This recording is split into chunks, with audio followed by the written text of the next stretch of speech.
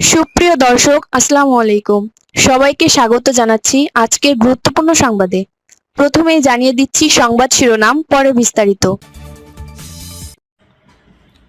নির্বাচন হয়েছে মাত্র দুদিন, এর মধ্যেই 11 দলীয় জোট অর্থাৎ আগামী দিনে যারা বিরোধী দল হিসাবে বা তাদের জোট সঙ্গী হিসাবে কানেক্টেড হয়েছেন, প্রত্যেকটি দল মিলে বিএনপির বিরুদ্ধে রাজপথে বিক্ষোভ কর্মসূচি ঘোষণা করে বসেছে।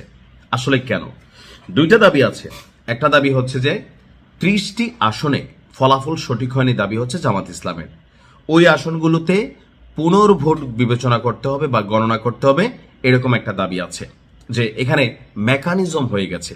অপরদিকে তাদের আরেকটা দাবি হচ্ছে সারা দেশে নির্বাচন পরবর্তী সহিংসতা হয়েছে। আজকে আমি দেখলাম এনসিপির যিনি প্রধান আছেন এক ধরনের আসিফ মাহমুদ, তিনি বললেন প্রায় 1000-এরও বেশি মানুষ নাকি আহত হয়েছে। তবে তথ্যসূত্র কতটুকু সঠিক বেঠিক এটা নিশ্চয়ই তিনি ভালো জানেন। আর এই ঘটনাগুলোতে সরাসরি কানেক্ট করা হচ্ছে বিএনপিকে। ইভেন বলা হচ্ছে যে বিএনপি আওয়ামী লীগ মিলা একসাথে আসলে এনসিপির বিরুদ্ধে বা জামাতের বিরুদ্ধে জোট বেঁধেছে, বা আওয়ামী লীগের ভোটগুলা বিএনপি পাইয়া ক্ষমতায় গেছে। সো এরকম নানান বক্তব্য যখন দিচ্ছে, তখনই দেখলাম যে আপনার 11 দলীয় জোট তারা আগামী সোমবার রাজধানীতে বিক্ষোভ মিছিল করবে। অর্থাৎ আমি যখন নিউজটি করছি আজকে শনিবার, আগামীকালকে রবিবার, তার মানে পরশুদিন একটা বিক্ষোভ মিছিল হবে রাজধানীতে। আসরের পর বাইতুল মোকাররমের উত্তর গেট থেকে এই বিক্ষোভ মিছিলটি বের হবে। আজকে 11 দলীয় জোটের লিয়াজু কমিটির একটা বৈঠক হয়েছে। যেমন গতকালকে এনসিপির নেতা আক্তার, সার্জিস অনেকেই বলছিল যে বিভিন্ন জায়গায় তাদের রংপুর উত্তাল, এমনকি সেখানে আক্তারের বিরুদ্ধে স্লোগান হয়েছে। তাদের বক্তব্য, তাদের নেতাকর্মীদেরকে মাইকে ঘোষণা করে আপনার বিএনপির নেতাকর্মীরা তাদের উপর হামলা করেছে। কোথাও কোথাও জামাতের অভিযোগ হচ্ছে তাদের বিরুদ্ধে বাড়িঘরে ভাঙচুর করা হয়েছে। আবার বিএনপিরও দেখছি আমরা অভিযোগ আছে যে জামাত অধ্যুষিত এলাকায় তাদের নেতাকর্মীদের বাস টাস ভাঙা হয়েছে, বাড়িঘর পোড়ানো হয়েছে। অর্থাৎ নানান ধরনের অভিযোগ কিন্তু আছে। প্রশ্ন হচ্ছে যে এই অভিযোগগুলোর মধ্যে কোনটা সত্য, কোনটা মিথ্যা। এখন সোশ্যাল মিডিয়াতে আমরা এগুলো নিয়ে একটু বিপাকে পড়ি।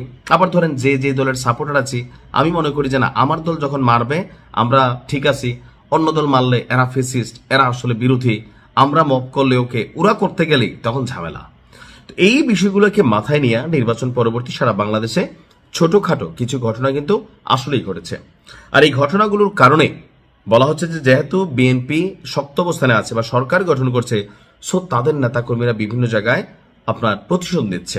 এটা এনসিপির দাবি, এমনকি জামাত ইসলামের দাবি। সেই দাবি থেকে তাদের বক্তব্য, ভোটের আগেও দেশের বিভিন্ন স্থানে হামলার ঘটনা ছাড়াও ভোটের রাতেই অন্তত 21টি সহিংসতার ঘটনা ঘটেছে। নির্বাচনে ব্যাপক জয়ের মধ্য দিয়ে ক্ষমতায় বসতে যাওয়া বিএনপির লোকেরাই এসব সহিংসতা ঘটাচ্ছে বলে আপনার 11 দলীয় জোটের পক্ষ থেকে অভিযোগ করা হয়েছে। এখন এই যে অভিযোগ বা পাল্টা অভিযোগ, এই সকল কিছুর মধ্যে আপনার এই ধরনের বিক্ষোভ মিছিল আমি জানি না আসলে কতটুকু ফলপ্রসূ হবে, তবে হবে। যেহেতু এখন জামাতের সাথে আর অনেকগুলা দল আছে, এর মধ্যে প্রধান দল হিসেবে আমরা যদি ধরতে পারি এনসিপি, তারপরে হচ্ছে আপনার মামুনুল হক সাহেবের যে দল, সবকিছু মিলিয়ে তারা যদি একত্রিত হয়ে মাঠে নামে একটা রিয়েকশন হবে। তবে বিএনপির নেতাকর্মীরাও আপনার দেখা গেছে বিভিন্ন জায়গায় শক্ত অবস্থানে আছে, তারাও আপনার ছাড় দেওয়ার পক্ষে না। এমনকি যেমন ধরেন বিএনপির নেতাকর্মীদেরকে যাদেরকে, যেমন মির্জা আব্বাসের নাসিরুদ্দিন পাটোয়ারি যে পরিমাণ গুতাইছে, তো এই যে ধৈর্য ধরা পয়সা ছিল, একের পর এক কথা বলছে, হাফ প্যান্ট পরে বসায় রাখবে, গ্যাংস্টার, সে এটা সে ওইটা, মানে ব্লা ব্লা ব্লা। তো ওই যে পুরনো ঝালগুলা যদি সুযোগ পায়, স্বাভাবিকভাবে যে কোনো দলে মিটাইছে না, আওয়ামী লীগের বিপরীতে অন্যরা মিটাইছে না যতটুকু পারছে, যারা অন্যায় দুর্নীতি করছে। তো সেক্ষেত্রে এরকম ঘটনা ঘটতে পারে।